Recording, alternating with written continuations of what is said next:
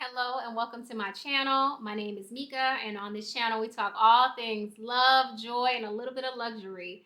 And today I want to talk a little bit about love, but really self-love and how it impacted my friendships over the years and how my friendships now have started to blossom in a way that I would have never thought if I had not focused on loving myself more and stepping into a more authentic me.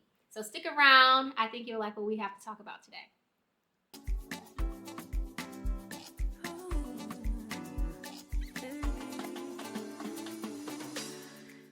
Okay, so I'm gonna go ahead and jump right in. So, as I mentioned in the intro, you may be wondering what self love has to do with friendship. But again, they have so much to do with one another because what I've realized is that you can only truly show up for somebody else as much as you're showing up for yourself.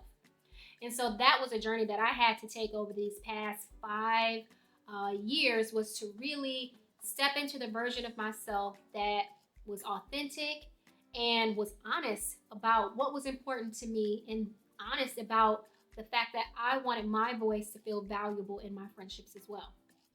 And so when I think about myself 5 years ago, as I mentioned in the intro, overgiving, people pleasing.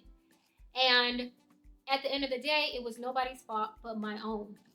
Unfortunately, at that time, I saw myself as someone whose voice wasn't important.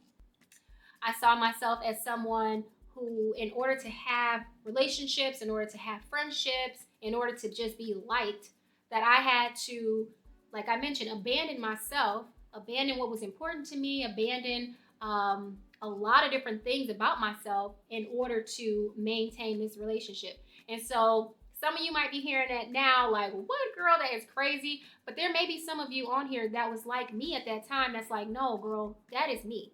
I do that all the time. And so if that's you, I'm talking to you, girl. Because at the end of the day, like I said, no relationship can truly bloom unless you show up as your honest and authentic self. And that all starts with loving yourself. And so for me, what that looked like is that I had to have a real honest look at myself. I had to have a real honest look at myself and try to figure out why in the hell I was doing that in the first place. And like I mentioned, I realized that my self worth wasn't there. And that's just what the truth of the matter was. My self worth wasn't there. And so every opportunity I had, I abandoned myself in conversations. My friends would talk and I would just listen. I had things I wanted to talk about too. I had things that was going on in my life too. But I didn't dare try to have the conversation be about me for a long period of time for fear that, oh, they would lose interest or they wouldn't want to continue the friendship with me because maybe I took up too much time.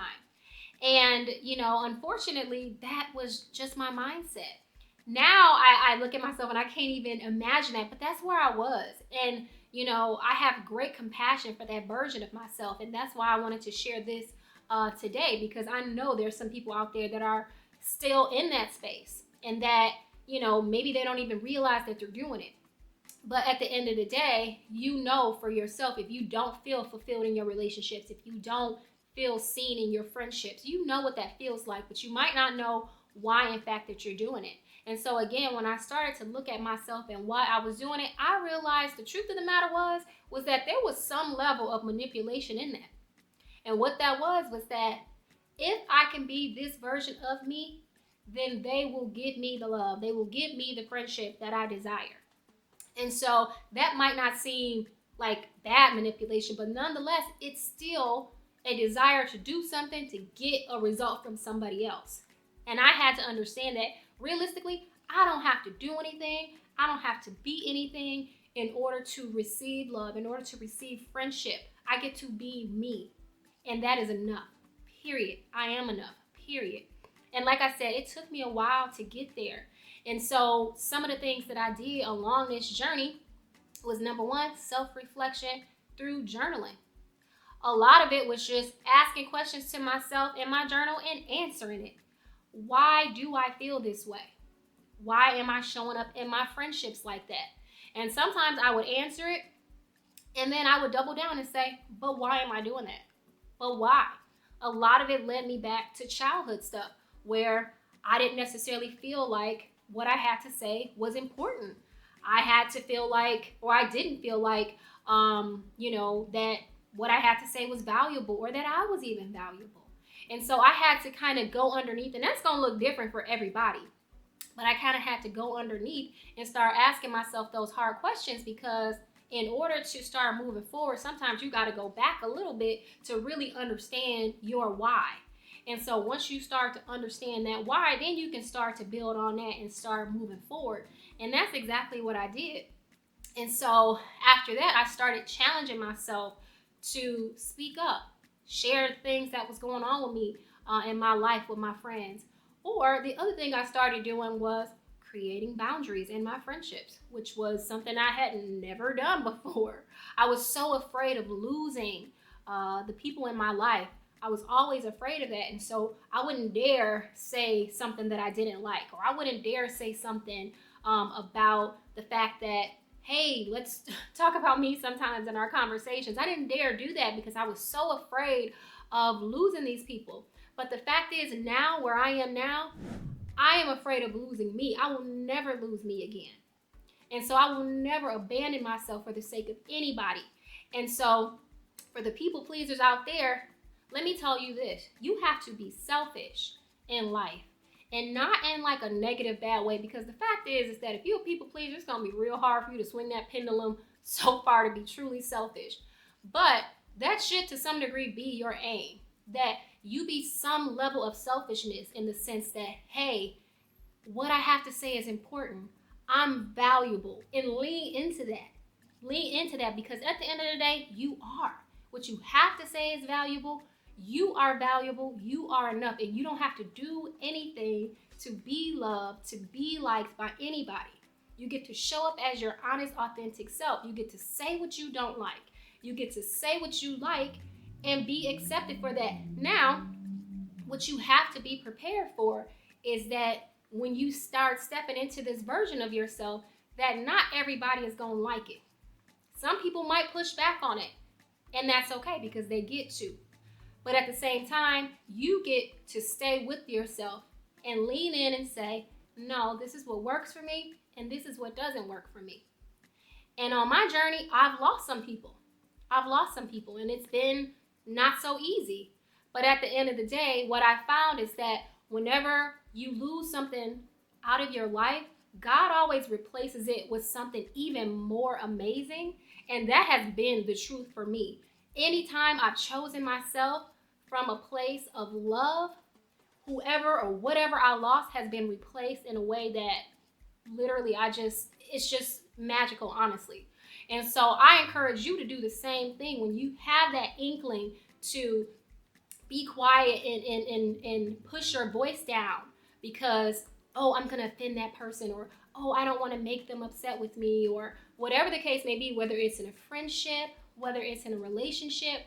I encourage you to lean in further and do it.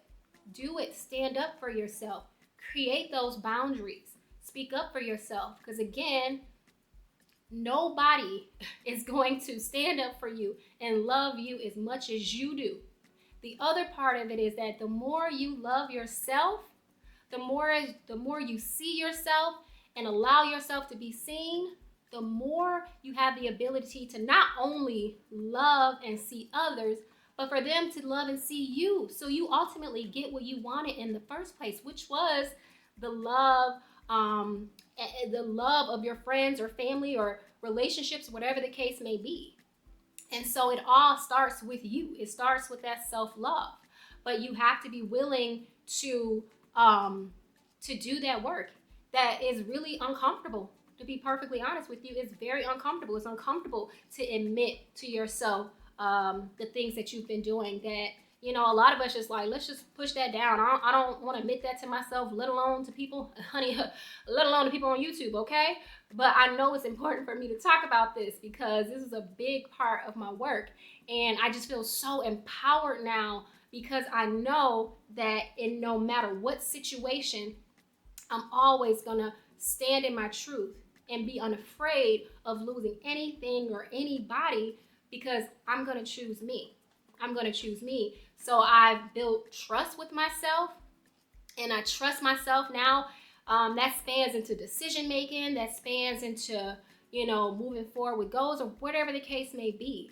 But again, that all has to start with that self love piece. And so, again, circling it back to friendships, the friendships I've started to make since I've embodied this version of myself are just so great, so amazing, and they just feel good overall. And I think at the end of the day, this is what it's supposed to feel like. It's what it's supposed to feel like in relationships and friendships and jobs, whatever the case may be. When you are honest with yourself and you start showing up as your authentic self and you start speaking up for yourself, you start seeing yourself as valuable, you start seeing your voice as important, and you just lean into the fact that, hey, this is me and I get to be me and I am enough.